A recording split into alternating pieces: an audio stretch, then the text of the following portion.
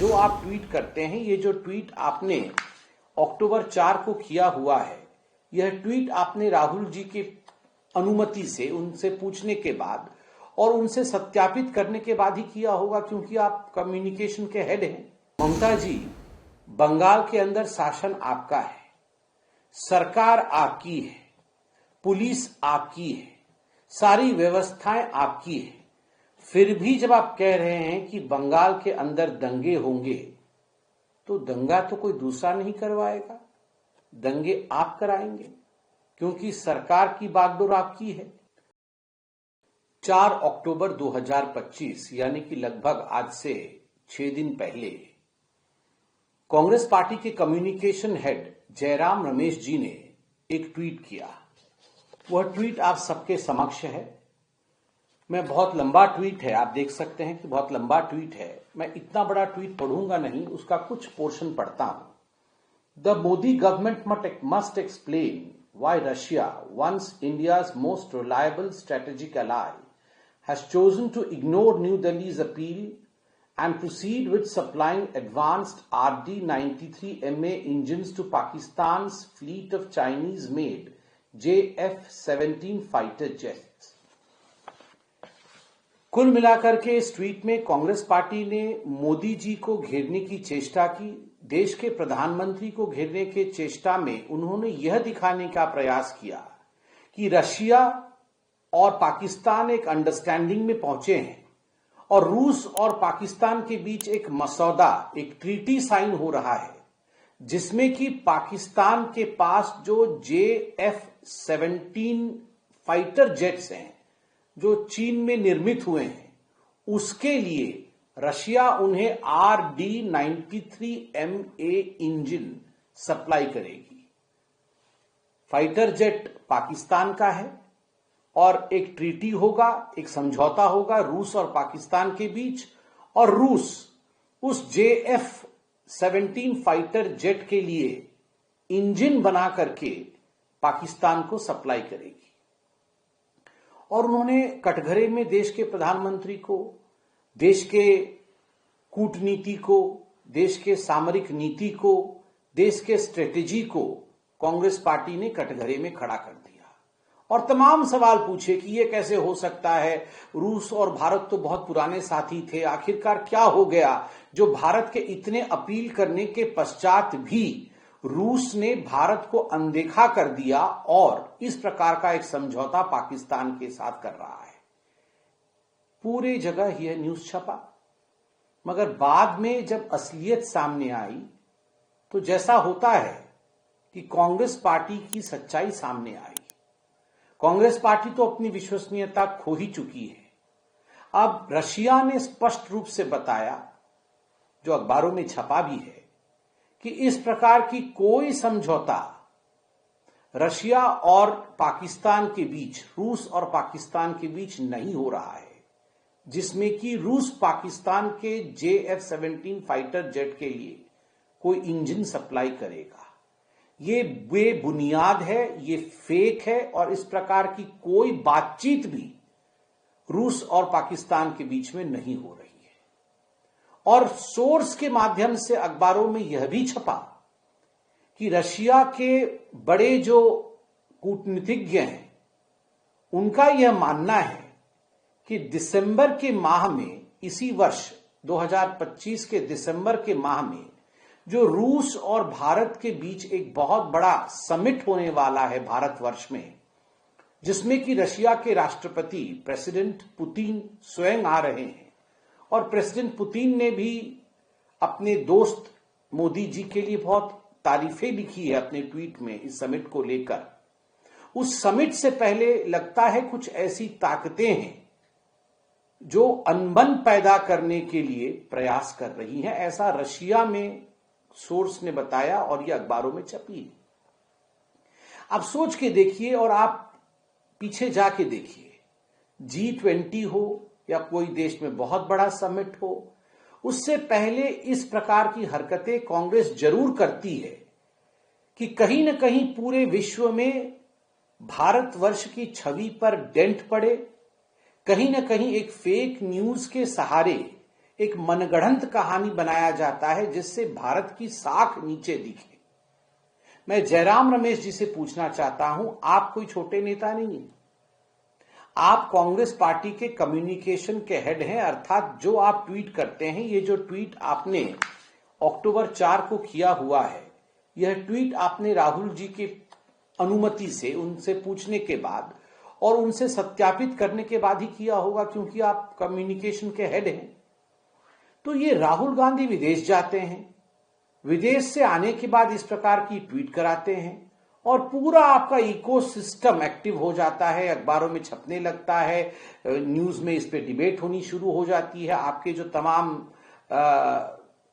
तमाम इकोसिस्टम के लोग हैं वो ट्वीट करना शुरू कर देते हैं। तो एक माहौल आप बनाने की चेष्टा करते हैं और कहीं ना कहीं इस इंफॉर्मेशन वॉर में आप पाकिस्तान को ऑक्सीजन देने का काम करते हैं।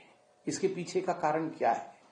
ठीक है, डेमोक्रेसी में आप अपने प्रधानमंत्री से नफरत करते हैं, डेमोक्रेसी में आप अपने प्रधानमंत्री को नहीं चाहते हैं, डेमोक्रेटिकली लड़िए, आप लोकतांत्रिक तरीके से लड़िए, मगर अपने देश के ऑक्सीजन को बंद करके दूसरे देश को ऑक्सीजन देने का काम, दुश्मन देश को ऑक्सीजन देने का काम, यह जो कांग्रेस पार्टी कर रही है, आज जयराम रमेश के उस फेक न्यूज से हमारे सामने आया है।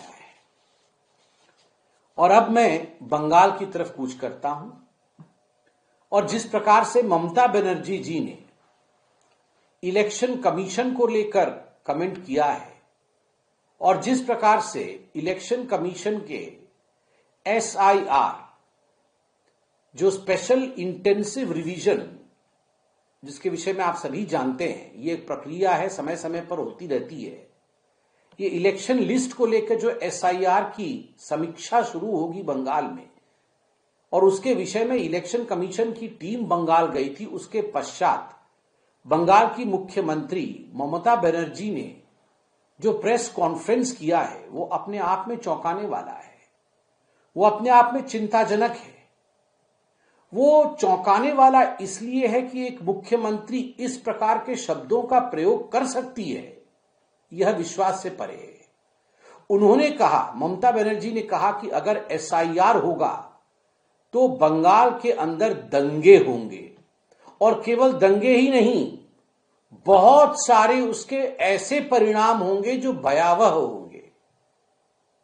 ममता जी, बंगाल के अंदर शासन आपका है, सरकार आपकी है, पुलिस आपकी है, सारी व्यवस्थाएं आपकी है, फिर भी जब आप कह रहे हैं कि बंगाल के अंदर दंगे होंगे, तो दंगा तो कोई दूसरा नहीं करवाएगा, दंगे आप कराएंगे, क्योंकि सरकार की बागडोर आपकी है, पुलिस आपकी है।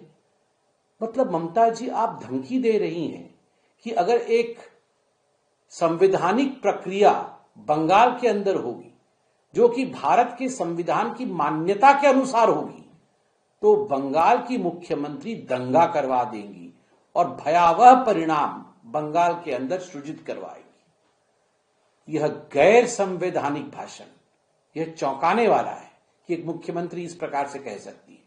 कितना गैर जिम्मेदाराना है। Do you think you are above the constitution of the India? Do you think that you can take law into your own hand? This does not reek of a chief minister's behavior. Constitutional propriety is one of the cornerstones of a chief minister's behavior. कोई भी chief minister हो, कोई भी प्रधानमंत्री हो, कोई भी मंत्री हो, उसके लिए सबसे महत्वपूर्ण होता है भारत का संविधान। भारत के संविधान के विरोध कुछ लोग पहले भी कर रहे थे। वो कह रहे थे अनुच्छेद 370 को हाथ लगा के देखो, खून की नदियां बह जाएंगी, कोई हिंदुस्तान का झंडा उठाने वाला भारतवर्ष में नहीं रहेगा। मगर अनुच्छेद 370 हटा, कानून का मोहर भी उस पर लगा, संविधान का मोहर भी उस पर लगा, न्यायपालिका की मोहर भी उस पर लगी। मतलब वो सही था। उस समय भी आप अनुच्छेद 370 के खिलाफ बोल रही थी और आज आप कह रही हैं कि दंगे हो जाएंगे बंगाल में अगर SIR होगा।